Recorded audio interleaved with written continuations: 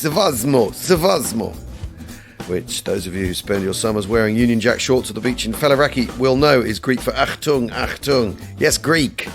Well, that was my Greek accent. Well, welcome to We Have Ways of Making You Talk, which may or may not be your podcast of choice amongst British sun-seeking holidaymakers this summer. Lots to get through in today's show. Lots of questions today, I think, rather than a solid subject. So without further ado, my podcast pal, James Holland, will get us started. Yeah, well, I've got a cracker here to start us off with from Mark Jaffray, who got in touch on Twitter to ask, if you had been serving in World War II, which regiment, squadron or ship would you, if possible, have served in on and why? Well, the thing is...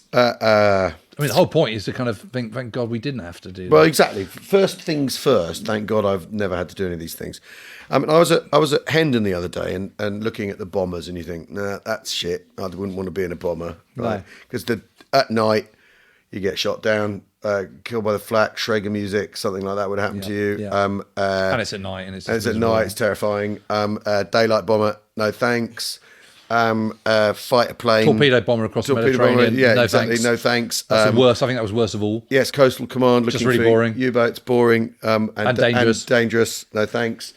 Right, so that's the area. Infantry, forget that. Infantry, absolutely forget that. No way.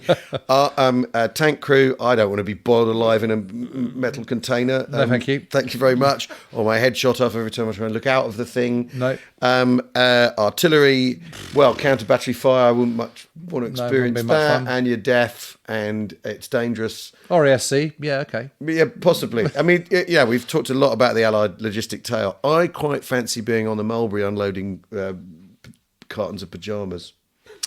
See, I'd like to think that, of course, I'd be a fighter pilot. And if I was going to be a fighter pilot, then I'd want to have joined 609 Squadron, which was my local squadron to home in Wiltshire.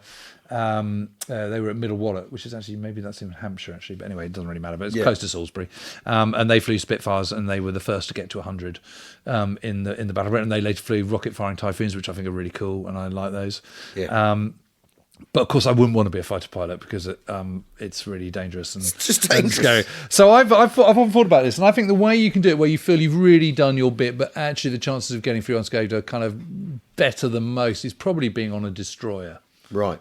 I think that'd be quite good. So patrolling the Atlantic. Yeah, a bit of that. And then, I mean, it is dangerous, don't get me wrong. I mean, lots of destroyers got sunk in the Second World War. And, and if you get sunk, it's not great because, chances are you drown. That's not brilliant. Mum and dad never know where you are. You sort of turn into fish bait. So all that kind of stuff isn't good. But I think it would be quite exciting for a lot of the time. And, I mean, how amazing would it have been to kind of think, you're part of the invasion force at D-Day on a destroyer kind of off Gold Beach or something. That'd be great. So in other words, put this question mark, Jeffrey, to two people who aren't cowards. Right. Right. So we have some questions now. This one is a juicy one, I think. And we've talked a lot about Normandy, but this is one of the really interesting stories from Normandy. This is Bruce Shepherd, whose opening gambit is to say that he loves the podcast. So we like Bruce. Yeah, I love you too, Bruce. I read an article in the provincial newspaper yesterday about the murder of 18 soldiers of the North Nova Scotia Highlanders by a Panzer unit on June 7th, 1944, D+1. Would love to hear your thoughts on this event. Well, D+1 is one of the most important and little known episodes of the entire Normandy campaign, because what happens is the Canadian 8th Brigade are pushing inland. And they get to a little village called Buron, and they're advancing to another one called Oti. And Oti is only about a mile to the south of Buron. And both villages are just north of Carpiquet, which is where the airfield is, outside Caen, just to the western side of Caen. And this is all part of the kind of Allies trying to take the city of Caen. They don't manage it on D-Day, so they're trying to sort of push on. Up against them, just coming to the front, are the 12th Hitler-Jugend Division, Waffen-SS Panzer Division. They're about 20,000 strong. They're bristling with weaponry. Compared to those static divisions on the coast, these guys are kind of, when you're thinking of highly motivated, fanatical Germans with really amazing kit, this is who you're thinking of. Yeah. And the first regiment to get there is the 25th Panzer Regiment, which is commanded by Kurt Meyer, who's known as Panzer Meyer, who is a fanatical National Socialist. He's been there, done it. He's a brilliant soldier, very experienced, knows absolutely what he's about. The 12th Hitler Jugend Division are not necessarily amazingly well trained because they're only formed the previous autumn, and they're reasonably well trained, but they are incredibly well disciplined and they are incredibly well motivated, which is frankly pretty good, and they've got this amazing kit. Because they'd had a big reorganise, hadn't they? And they beefed up the SS Panzer. So they're all outfits. much bigger. So the static infantry, the crap infantry divisions have been reduced in size and stature, whereas the Panzer divisions, the creme de la creme, have been massively beefed up. So they've got everything they need. They've got 88s. They've got half tracks. They've got groovy BMW motorcycles with sidecars. They've got Tigers. They haven't got Tigers actually. They've got Panthers and all the rest of it, and high velocity anti-tank guns and lots of machine guns and square-jawed young Germans wanting to kill lots of Allied troops. And their orders for that day is drive the Allies back into the sea. So that is what they're intending to do. And they come up against one battalion and then two battalions. First of the Nova Scotias, the first battalion they come up against, which again, you're talking about after kind of day one, probably about 750 men, something like that, and a handful of Sherman tanks from the Sherbrooke Fusiliers. And they managed to push the Canadians back to Buron, and they get no further. The Canadians are attacking without the kind of fire support that they would experience and expect later on in the campaign, because the naval guys haven't quite got themselves together. The artillery support for that unit is busy sorting out a sort of radar base near Douvres, so they're already busy. So it literally is a handful of infantry and a handful of tanks that the SS cannot push back more than about a mile. Right. In Oti is where the village of Oti is where the Canadians come up against the 25th Panzer Regiment of the 12th SS Division, and it is a really, really tough, brutal fight. And lots of wounded are left in Oti, and then the Germans turn up with their Panther tanks and deliberately run them over. French civilians are having to scrape off bits of dead Canadian with shovels later on in the day. A whole load over are captured and taken to the Abbaye Ardennes, which is a sort of lovely old abbey, which is Kurt Meyer's headquarters, and there they are summarily executed. And it's not 80, I think it's something like 37 or something like that. It's a bit more than that. It's double what he says in his tweet. And three things can be learned from this, or suggested from this. The first thing is the Canadians are a damn sight better than we give them credit for. Yep. Which is probably true. Yep. The second thing is that the 12th Hitler Jugend Division are nothing like as good as we give them credit for, which probably isn't true. Yeah. And the third thing is that anyone going on the attack in Normandy is going to have a really, really tough time because it's bloody difficult, which is most definitely true. Yeah. The second thing about it is what it does is it sets a bar. It sets a bar for a kind of level of brutality and violence that is absolutely categorised throughout the entire Normandy campaign. And unfortunately, it's a massive own goal from the point of view of the Hitler Jugend, because this stuff spreads like wildfire. And where before you might look on them kindly and take them as prisoner, now Canadians, Brits, Americans are going to be much more willing to shoot the trigger themselves. Because of course the reason you take the enemy prisoner is so that if you're in their situation, they take you prisoner. Yeah. If you kill the enemy when he's surrendering, he'll kill you when you're surrendering. Yeah. That's the tacit, or actually explicit, agreement that is in place during the war. It's not on the Eastern Front.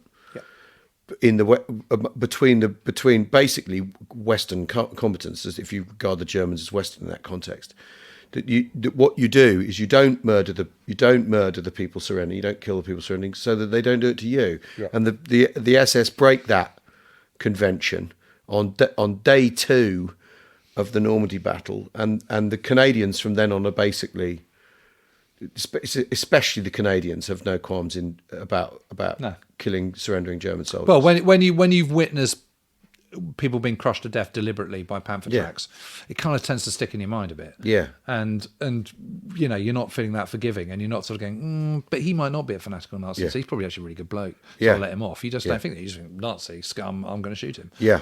Yeah. And of course that's what happens. Violence begets violence. It's what happens on the Eastern Front. It's what happens, and this is where this is a kind of sort of paradox of it, because the Waffen SS troops have incredible discipline, and yet they have no discipline. Yeah. They're disciplined in so much as run across that field and commit suicide, jawohl, and off they go. Control yourself when you capture some prisoners. No, I won't. I'm just going to kill everyone. Yeah. And of course, it comes from the officers down. And one of the problems with the Waffen SS is they start off as National Socialist thugs, street fighters. That's the top. And your culture within your division always comes from the top. And if the top boys in the division have been Nazi street fighters before the war, that is what the division will be like. Because Panzermeyer turns up in the Ardennes battle as well, doesn't he? Behaving. No, he gets captured in early September. He's then put in Trent Park. It's quite interesting because he's one of those people that they capture them, they bug them, and so he talks about who is it? It's Joachim Piper. That's right. Yeah, I always get. Yeah, and they're kind of on a sort of. I always get my sort of super Nazi villains muddled up. Yeah, they're both sort of incredibly good looking and square jawed, and particularly Joachim Piper. But yeah, so Meyer's in that. There's that extraordinary thing where they basically leave them. They put them all in a house together, don't they? The British put them all in a house together, and bug them, and listen to them. They've been doing it since 1940 in the Battle of Britain. Actually, they get all the officers there, and they just listen to them, and you can read the transcripts of these, and they're absolutely fascinating. And he just goes absolutely off on one about why National Socialism is brilliant, and why the Nazis are great, and why he absolutely still loves them, and and what he wants after the war is to return to National Socialism in Germany. And that's the only way forward, and it's absolutely amazing because you just cannot believe that someone can really swallow this shit. But of course, as we know from recent times, people do. People do, yeah. The thing is that, I mean, again, and we have touched on this before. This is D+1, and with the D-Day commemorations. On the day of the D-Day commemorations, I tweeted, let's please try and bear in mind this is the start of 11 months of 11 weeks, yeah. Well, no, but to the end of the war, 11 months of hard campaigning to the end of the defeat of Nazi Germany. Yeah, it's not just that one day, and in fact, D-Day sort of it isn't an end. Of course, isn't an end in itself. We've got to remember that. And D+1, this is what's going on. This bitter fighting, because also the Germans know perfectly well that this is the end game beginning. It's the beginning of the end game. It's the beginning of the Allies coming to Germany, and they know that's the other reason they're fighting so fanatically, is because it's their backs to the wall moment. This is the post Goebbels Sports Palace speech of February 1943, which is just after the fall of Stalingrad. And the whole tenor of Nazi propaganda changes. This is no longer about, we're going to conquer the world with Wagner Reich. Now it is, everybody needs to fight. There has to be total war, because otherwise we're facing Armageddon. Yeah. And of course that puts the shit up absolutely everybody. And why wouldn't it? Yeah. Everyone's perfectly aware of what's been going on the Eastern Front, and that is coming our way. Plus, yet more bombers coming over and flattening German cities. And so, there's been this sort of, it's really hard to understand why, if you think about it in November 1918, the Germans sign an armistice because they're not going to win and they've run out of cash. Well, if you apply that to the Second World War, then, Hitler should have been throwing in the towel in November 1941. Yeah. But he doesn't. And the big question is, why do they keep on fighting? And why, and if the Allies have all this huge material advantage, then why does it take them so long? Well, I argue it doesn't take them very long at all. It's really pretty quick. When you're up against a fanatical enemy who doesn't want to surrender, who's got some half-decent kit, that makes them a phenomenally tough nut to crack. When you are trying to be mindful of the lives of your men and collateral damage around you, it's incredibly difficult.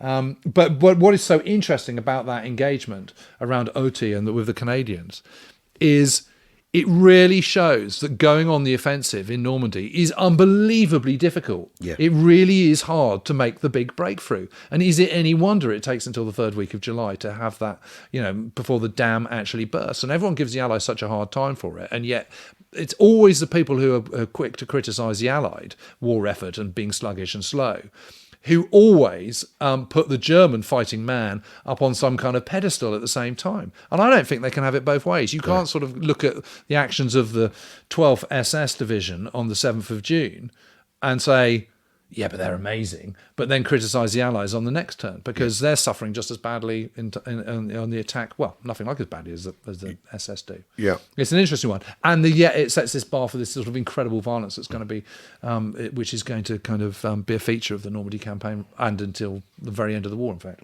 Okay, now Paul from Ormskirk has Which a is our question. very own Tony's father. Ormskirk, I always have to remind myself, it's Merseyside, isn't it? Lancashire. Oh, well, it sounds Scottish. It's the same way Pontefract. I was thinking, well, that's in Wales, and then I realise I'm near York. Anyway, or Ballarickie, which sounds like it ought to be in Wales, but actually is in Essex. Yeah, There's an irony for Gavin and Stacey. Yeah. Okay, right. The Italian military. Paul asks, he doesn't, given that his son produces this podcast, he doesn't start off with the love of the podcast, so that's blood is thinner, have a word, Tony. Blood is thinner than water on this occasion. The Italian military during World War II is widely regarded as something of a joke, lacking in skill and valour. For instance, the classic Italian tank fitted with 1 forward gear and 3 reverse. Is this wholly unmerited? Are there examples of Italian brigades who fought with distinction or of Italian high command noted for their strategy and tactics in the field of battle? Well, I would say largely it's wholly merited. Yeah. There are some exceptions. There are some really good units. Like the Folgori, there's a Decima Mass, who were the kind of sort of marine commandos, effectively, of the Italian forces under Borghese. this comes from good. But this comes from 1940. But from the top is really bad. But this really comes from the massive victories in 1941, doesn't it? When the British absolutely tonk the Italians and capture hundreds of thousands of people and all their kit, sort of straight off and trick them. Yeah, 133,000 men out of 2 armies in Operation Compass. And it must come from that. It's Compass, isn't it? Well, it is, except it's kind of worse than that. I mean, Germany is resource poor in its position in the sort of heart of Europe. Italy is even worse. It just doesn't have enough of anything. Yeah. And the only reason Mussolini declares war is because he has this, like Hitler, he doesn't have that kind of great geopolitical understanding that people like Roosevelt and Churchill have. And he completely underestimates, he just thinks the British are finished, and so he takes a punt. The whole point is to kind of keep out of the war and create his own southern empire around the Mediterranean and North and East Africa. That's the plan. And just not get involved with the Nazis' war. And Hitler's happy with that because he doesn't want to worry about his southern flank. So it seems like a really good deal, And there's a kind of part of the Pact of Steel is that we don't interfere in each other's affairs effectively. Yeah, we consult occasionally and make sure we're sort of singing from the same hymn sheet. But one of the problems is that they don't have the infrastructure to support it. They don't have the military support. They're just not modern enough. A lot of their artillery is First World War era. Yeah. It's pretty rubbish. Their tanks are rubbish. They have really small caliber rifles, which are really ineffective. And so they start beefing it up. And that turns into a sort of quartermaster's nightmare because they've got too many different types of rifles and too many different types of bullets. And always the wrong bullets are ending up at the right bit. The whole method of government is the General Secretariat. And they always knock off at 2:00 in the afternoon. And then in beginning of July 1940, they go, look, now we're all at war. Don't you think it'd be a good idea? Maybe we ought to work a little bit harder. And they go, I suppose so. What about my kind of, my siesta and seeing my mistress? They go, well, come on, we're in war now. And they go, okay, we'll knock off at 4 then. At the end of July, and I kid you not, they go, should we just go back to 2:00? And everyone goes, yeah.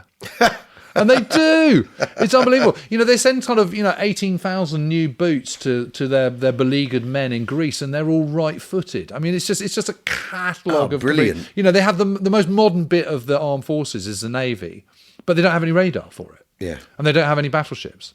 So they've got really good new destroyers and so on, and they've got some really good submarines, but they just haven't got the kit to coordinate it. The Air Force is an absolute joke. The Army is just full of officers which are kind of been reservists for the last 20 years. They're too old. They're all silver tops. They're kind of, they're not up to speed at all. There's just too much creaking leather webbing. There's too many kind of cockerel feathers coming out of their hats. They look the part, but they're just absolutely shit. So there you go, Paul. I mean, the thing is, Italians did fight alongside Rommel. And there's some good units. Some good units fighting alongside the Giovanni Fascisti, the young fascist division, pretty good. And politically motivated again. Yeah, we talked about motivation before with the Panzer SS. And they're defeated at Alamein. And I mean, the British do the same thing that the Russians do, where what you do, you concentrate on the Germans allies because you know they're not as good. Yeah. So you can punch holes in the lines and crumble degrade the German Smash position. the Italians and smash the Italians and the Romanians, Romanians at Stalingrad and all that sort of thing.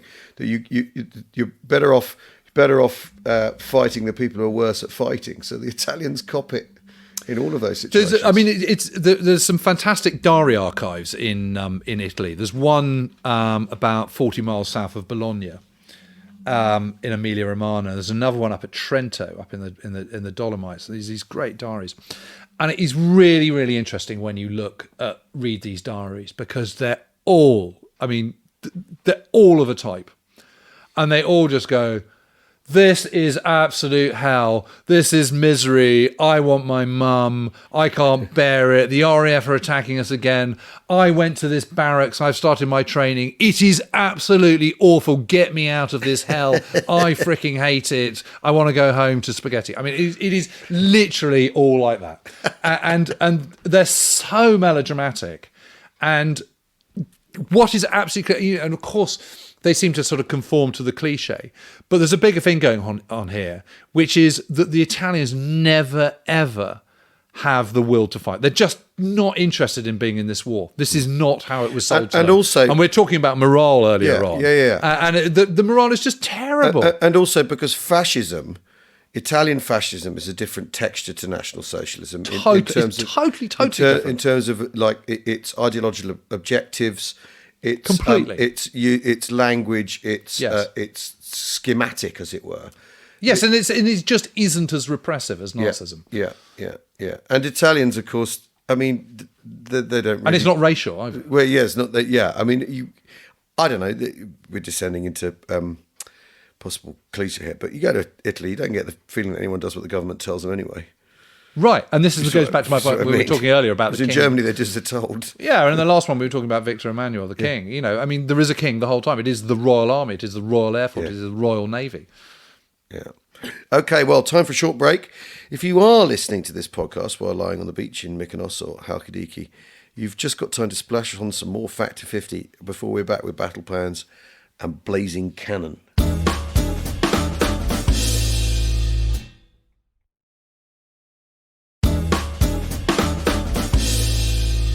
Kalos Orisis Piso, or welcome back to our Greek friends. I'm glad I haven't got to go to Greece soon, just in case they've heard this. Now, you're listening to We Have Ways of Making You Talk. Actually, James, just before we continue, a word about balance. I'm concerned that we're failing our fans in the former Axis powers.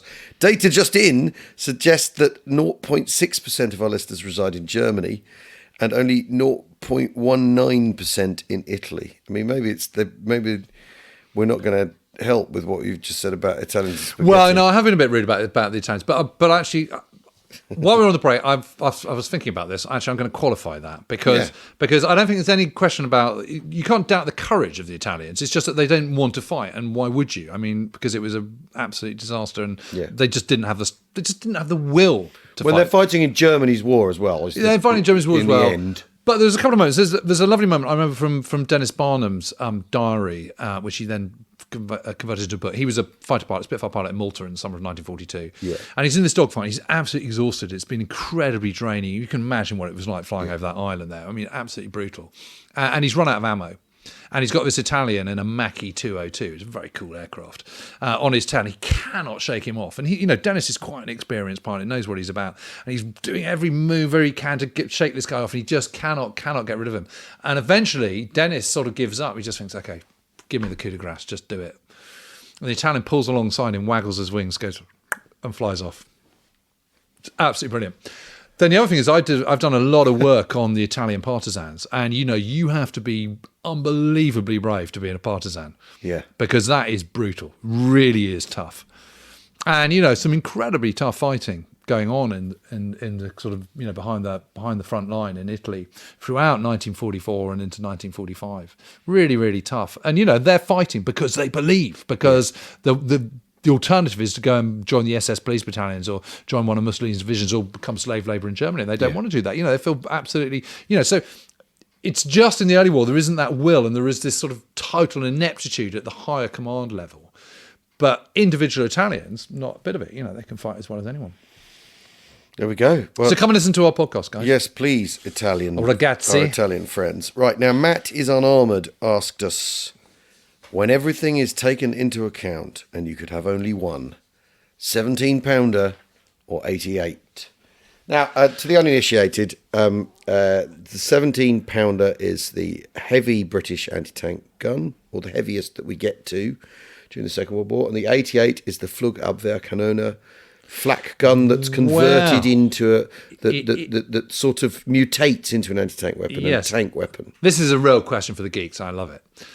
Because an 88 could be a Pak 43, which is a proper specific anti-tank gun, Yeah. i.e. low profile, got the kind of shield, the two forks and all the rest of it. Yeah. What most sort of, anti-tank gun pieces look like. The whole point about but when the Allies talk about 88s, what they're actually talking about is an anti-tank weapon. Yeah. And it's just a kind of sort of cure-all name for anything that's an anti-tank gun.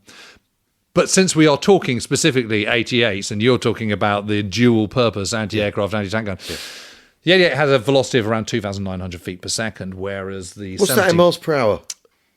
Feet per second, I was going, that's got to be Mach 2, isn't it? Or Mach something? 2, something like that. Really fast. Yeah, really fast. Whereas the 17-pounder can fire at about 3,000 feet per second, so it's got the edge. Right. A little bit. But of course, in August comes the armour-piercing discarding sabot, which you can put into a 17-pounder, and you can put that into a 17-pounder as an anti-tank gun, or a Firefly Sherman, which is a Sherman tank equipped with the 17-pounder, and then it can do about 4,000 feet per second, which is absolutely off the radar. Less accurate, though, the sabot round, isn't it? Well, yes, but yeah, after about kind of 800 metres, but 800 metres usually, the vast majority of engagements in Northwest Europe are under that. And the other thing is the 17-pounder is incredibly manoeuvrable, whereas the dual-purpose gun isn't at all. It's a massive, great big 4-ton. Where people may have heard of the 88 is the very famous Hans von Luck story, disputed Hans von Luck story, of course. Yeah, I came down in favour of it actually being correct. About anti-aircraft guns and him saying, point them at the tanks, fellas. Yeah. And the dual-purpose aspect of the weapon is the thing that I think has been part of the legend of the 88, isn't it? Is that the Germans had one gun that could do everything. Yeah. Which of course means there's an awful lot of 88s in Germany because they're having to deal with 15,000 of them, in fact. Well, not 15,000 88s, but 50,000 anti-aircraft guns in Germany. dealing with the bomber offensive. So when people talk about what did the bomber offensive do, well, it meant sure that there were 15,000 anti-tank guns pointing at the sky in Germany rather than at tanks in Normandy. Yeah, only 132 heavy guns in Normandy. There we are. At the start of D-Day. I mean, there are descriptions of the wheat being set on fire by the rounds going through the wheat because they're going so fast that there's super high velocity anti-tank weapons through the corn, setting the corn on fire in August. Incidentally, you mentioned Hans von Luck. I mean, it is interesting because it's disputed that there weren't any 88s on the Bugabus Ridge at Cagny, which is where he was, this little village of Cagny. And if you ever go there, the ridge isn't, it's not like being in the Lake District or something. It's not that kind of ridge. It's quite low, really. But you do have this great you vision. can see absolutely. You can see absolutely everything. all the way down. Yeah, you absolutely all can. the way down so to it's a very pronounced feature. And everyone says, well, there weren't actually any 88s there, but there were definitely 88s around Caen, and they would have been pulled back that day if they hadn't already been destroyed by the bombers. And there is no question that tanks are being knocked out, and the most likely thing to knock them out is an anti-tank gun. Yeah. And I see no reason why it shouldn't be an 88. Well, actually, that ties us to this next question then. Right, that I've got here. This one: Operations Epsom and Goodwood, successes or failures. D'Este, very critical, but what about you, Nick Brown? Now, D'Este's a declinist, so I'm not interested in him. Carlo D'Este, American historian, guy who'd served in Vietnam, wrote a Decision in Normandy, a very, very controversial tome in the 80s that my dad has a really tatty copy of because I think it's been lobbed about the house in anger. Yes. Certainly by me. And by me as well. And he says the British are crap. Yeah, Monty's awful. The plan was dreadful. It's all Monty's fault. Yeah, they're slow. They spent far too much time drinking tea. Not getting on with it. Yeah. So Germans are brilliant. And let's be honest. hugely influential book. Yeah. Hugely And influential. set the bar for a whole school of thought, which actually began, the precursor to that was probably Corelli Barnett, I suppose, but a few others that set off this school, which, I call the declinist view, which is that the Germans are brilliant, and had they not been led by a madman, they'd have actually won the day. The Americans were just sort of ill-disciplined, but had lots of kit, and the British were just hanging on the shirt tails of the Americans, and I just absolutely can't bear every part of that. I just So that's the background to this. So Operations Epsom and Goodwood. Now Epsom. Well, I think Epsom is a really good battle for the British. I think it goes really, really well because they're 3 divisions down. So the original concept for Epsom is the 3rd week of June, and this is the first major concentrated offensive by the British forces in Normandy around Caen to try and break the deadlock around Caen and smash and grind down the German panzer divisions, which are arriving at the front with kind of ever-increasing speed. And it's supposed to be a 3-corps attack. Now, if you consider that a corps has sort of 2 or more divisions, they're 3 divisions short on build-up because of the Great Storm and because of the general bad weather. Great Storm happens between 19th and 21st of June, and really, nothing moves in that time. So they get behind, so they can only do a 2-corps attack.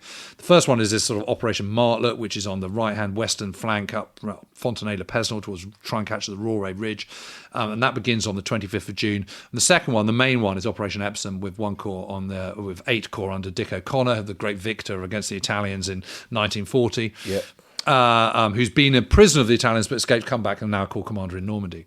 And that's launched on the 26th of June.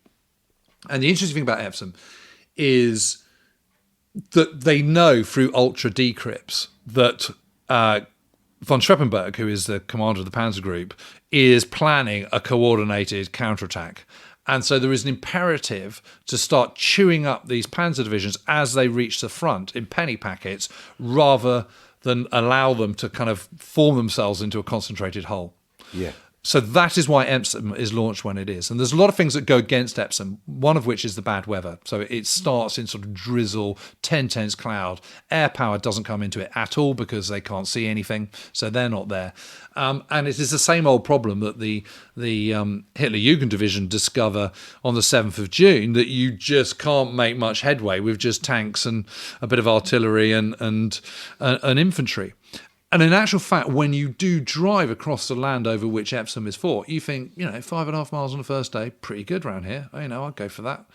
And they do get across the river that they need to get across, and they do get onto the high ground, and they do capture Hill 112. But at the end of the battle, what they do is they then decide to kind of pull back. They create a bridgehead over the river, but they do pull off Hill 112, which of course then costs them rivers of blood later on to recapture. However, and this has been routinely criticised Monty, but the decision is not Monty's. The decision is the decision of O'Connor, who is a kind of, tactical flair kind of dasher, and General Dempsey, who is the commander of Second Army. He's not Montgomery's decision.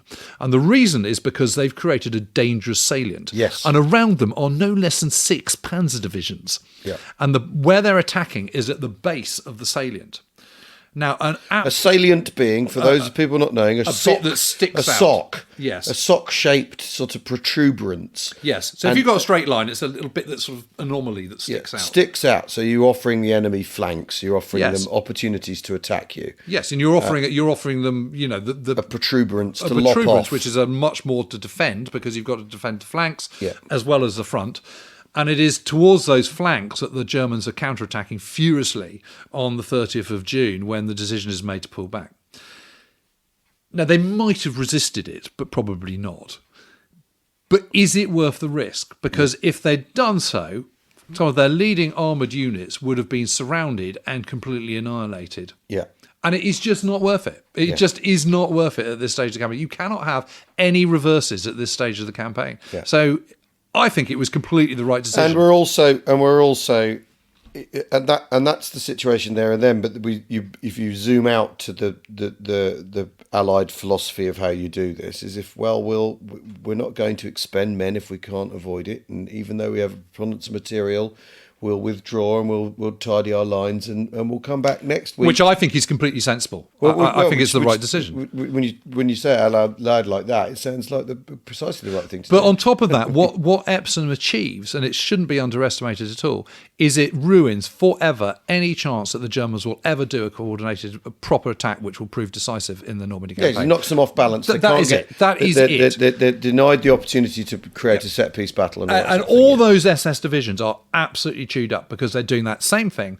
They are in counter-attacking the British positions. They are exposing themselves, and by the 30th of June, the weather improves so that Allied air forces are able to come in. Offshore naval guns, which are still within range, absolutely hummed down. I mean, the 12th Hitler Jugend Division, for example, is absolutely decimated by this. I mean, they are completely chewed up, and it is the beginning of the major process of chewing up these leading panzer divisions, so that, you know, by the third week of July you have the big breakthrough. So that's Epsom. Goodwood, success or failure. You see, it depends what you want from it. You see, so the problem here, so it is worth just going through this one, because it's not a black and white thing. So what happens is, it is Dempsey's idea to use these armoured divisions with less infantry. Is the idea. The infantry is being chewed up. Britain is kind of getting short on manpower. Again, that needs qualifying, because it's not that they're short of manpower. It means they're short of manpower in a way that they maintain the fighting system that they're operating. Well, yes, because you could take them out of factories. Because Carlo d'Este, there is a chapter where he goes, there were 1 million spare men in the Union. Yeah, which is just absolute rubbish, and it has been completely ruined. But I will send you this article. There's this academic article where this guy absolutely trashes the Carlo d'Este thesis. Manpower idea. Yeah. It's absolutely brilliant. It's such a joy to read, I can't tell you. But they didn't have the manpower that Carlo d'Este accuses them of having. So anyway, the idea is to use armour, very armour-heavy attack. And Dempsey, his command style is always to give an objective which is on the absolute outer reach of what can be possible, because he doesn't want them to kind of achieve that objective and then not be able to exploit. Yeah. So he says, yes, I think there's a chance we might then get onto the Burgos Bridge and then break through down all the way to Falaise. Eisenhower, who is looking at the map and seeing it's not moving an awful lot, and there's V1s landing on London, and under enormous pressure from everyone to kind of get a move on, jumps at this and goes, great, well, what do you need? And so Monty goes, well, what would be quite useful is a bit of extra air power, just to kind of sort of soften them up a little bit. At the same time, he then downgrades Dempsey's expectations. Says, I don't expect there to be a breakthrough. Let's just get onto the Burgos Bridge and let's kind of do that one. So where Monty is guilty is of not writing Eisenhower and also Tedder's expectations for having given him so much air support. Yeah. But he's hardly going to do that, because they might cancel the air support. Right. Because you've finally you're using the strategic bomber force as tactical air rather than Absolutely. they're not going off to Essen again to flatten the Krupp's factory. Absolutely. They're being used to obliterate German positions. Yes. And these the famously Tiger tanks flipped on their backs. Yes. And it's pretty effective, to be honest. Yeah. And they do get 7.5 miles, and they do capture the Burgos Ridge, but they don't get any further than that, and the breakthrough isn't happening. And Eisenhower and Tedder are absolutely furious. But Eisenhower's mind has been slightly poisoned by Tedder and Cunningham, who are very anti-Monty by this stage, because they're desperate to get their air forces onto this area around the Burgos Bridge, because that's where you can build lots of airfields. And they're a bit cramped in the kind of Normandy bridgehead. But the thing is that Goodwood in particular, people who heard of Goodwood, if they've read about Normandy, you've got Charnwood, which is another Jupiter, and Jupiter Hill 112. We mentioned it just now, which is a hideous series of attempts to retake Hill 112. It's absolutely horrific. Where eventually the Germans, because as you say, it's still, and one of the reasons you need Hill 112 again. It's like there's this south of Caen. There's a second set of geographical features, isn't there? Yeah. Once you're over the rivers and the Caen Canal, the Odon, you get one. There's a second set of ridges which look all the way down. On a very clear day, you can see all the way down to the beachhead. Yeah. And so that the Germans need that, because then they can direct the gunnery they've got although, you'd think just fire north, lads, that'll probably do the trick. They've got that, and the Allies are building up supply. So you need to take those hills. For all the Allies, you need to take those hills so the Germans can stop interfering with the build-up. Yes, and once once you're at the top there, you can look down and further south, down towards Falaise. You can look further into the German position. So it's an important hill to capture. And the blood spill over, that's the heart of the Goodwood in a way, because tanks are cool. It's why people are interested in Goodwood. Complex combined operations with a horrible infantry meat grinder isn't half as glamorous as 2 afternoons where the last ride of the tank regiment and all that sort of stuff is how people have described Goodwood. What happens in Hill 112? Series of operations, naval bombardment. Eventually, the Germans just go, actually, fuck it, we can't hang on to this any longer. And our counterattacks are just... There's an orchard, isn't there, at the top of Hill 112 that sort of keeps changing hands. And it's really... in a way, reminiscent of the tennis court at Kohima, that very, very close to each other, infantry very close to each other, fighting absolutely bitterly to the end, over and over again. Yeah, it's quite Passchendaele-esque, isn't it? Yeah, it's just horrible. It is interesting, but you've obviously been up there, but when you do stand on Hill 112, you just, it's one of these reasons why everyone should go and walk the ground, because when you are there, you can completely understand why it's such a strategically important, such a pivotal place to be. But it's interesting because Panzer who we talked about earlier, he visits it at the end of the Epsom battle and goes on there and he just goes, everywhere was destruction. Yeah. There was just burnt out tanks, our tanks, their tanks, dead people absolutely everywhere. I've never seen a place more kind of desolate in my life. And that's on the kind of 2nd of July or something, and there's another kind of 3 weeks to go. Yeah. But just very briefly to go back to Goodwood. I think one of the interesting things about Goodwood and why it's always seen as a black mark is because, launched on the 18th of July 1944, and, the British lose 400 tanks in one day. Can you imagine anything sort of greater ineptitude than that? Actually, 493 tanks suffer battle damage on Epsom on the 18th of July. What is really interesting, what no one ever says, is that within 24 hours, 225 of those are back in action. And with a further 48 hours, another 62 or 68 or something are back in action. Yeah. And I think it's only like 120, which are permanently out of action forever on the back of Goodwood. And 125 is nothing like as bad as 400. And of course, it's nothing like as bad as 493. And the reason they're able to do that is because the moment the dusk settles, on come the tank wreckers and tank wreckers and mobile workshops and all the rest of it, and they kind of whip them all off, pull them off the battlefield, and put them back into action. And because of that kind of versatility of the Sherman tanks and other tanks, and simplicity of the way they're constructed comparative to German panzers, they're able to repair them in the field. And that's that long tail. It's that operational level which everyone forgets about because they think it's boring, when actually it's really, really interesting. Now, James, I have to ask you about your helmet. Oh yeah, yeah. Cheers. Well, I've gone for this. James has brought a helmet with him. I've got a big helmet. I brought my GI helmet today, and actually this one's rather nice because it's got a white shield on the front, painted on with a black rim and a big red one in the middle, which of course is the US 1st Infantry Division, who land on Easy Red on Omaha Beach on D-Day.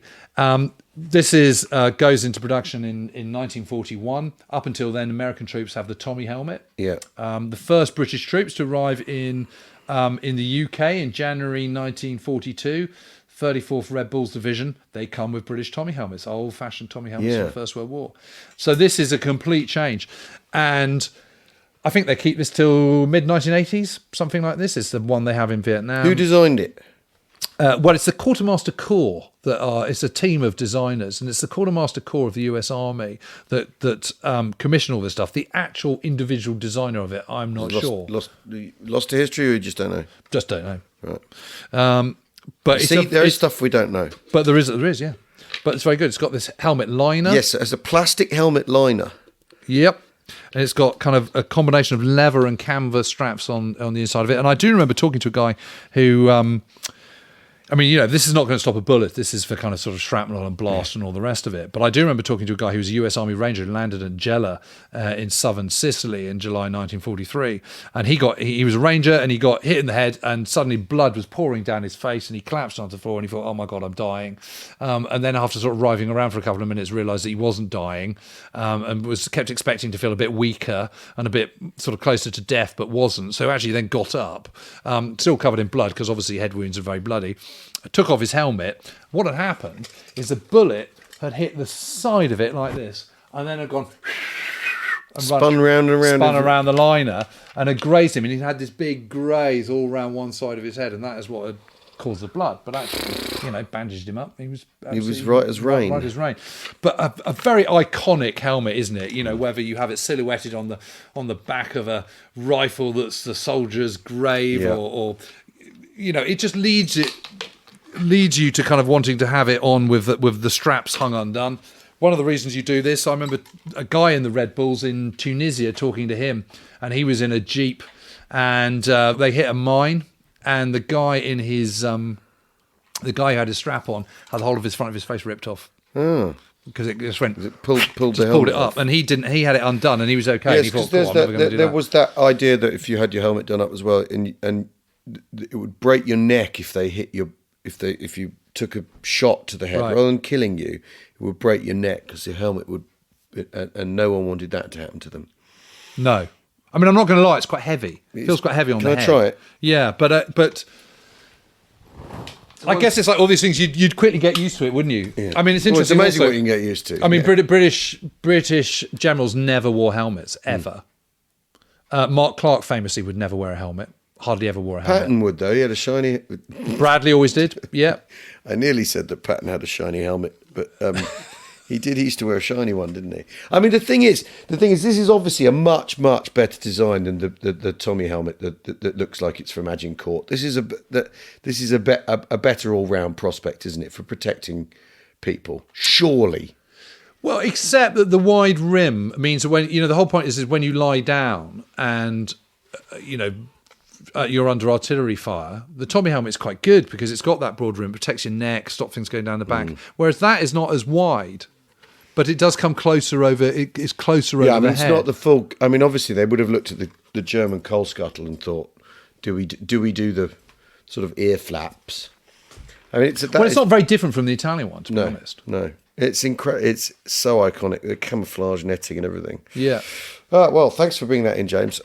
It's that time again, I'm afraid, where we have to say goodbye to our viewers. Our viewers, if you're watching this, that's a long watch, isn't it? Just watching the thing on the iPhone, scrolling along the seconds. So good luck to those viewers wherever they are, and our listeners too.